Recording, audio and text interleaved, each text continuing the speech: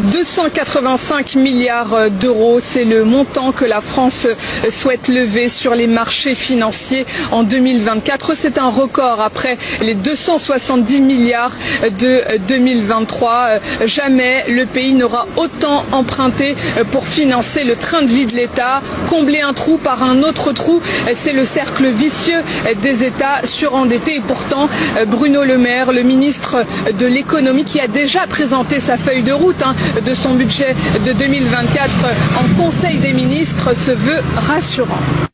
Ce budget 2024 est la première marche ambitieuse pour accélérer le désendettement de notre pays et réduire notre dépense publique. La dette de l'État ne fait qu'exploser année après année. Elle s'établit aujourd'hui à 3 000 milliards d'euros. Elle a gonflé de 800 milliards depuis l'arrivée au pouvoir d'Emmanuel Macron en 2017. Alors forcément, sur la toile, les commentaires de désolation se multiplient. En 2024, la charge de la dette coûtera aux Français quasi l'équivalent du budget de l'armée et de la justice réunis en pure perte.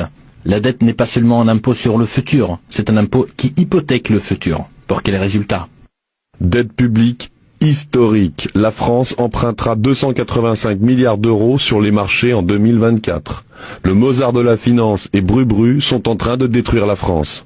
Les sales macronards continuent de ruiner le pays de manière à le plonger dans l'esclavage pour dette, exactement comme ces ordures l'ont déjà fait en Grèce où désormais l'on doit travailler 78 heures par semaine jusqu'à 74 ans pour s'en sortir. Malgré tout, Bercy prévoit un déficit budgétaire en baisse l'an prochain. Le projet de loi de finances de 2024 sera débattu au Parlement tout au long de l'automne.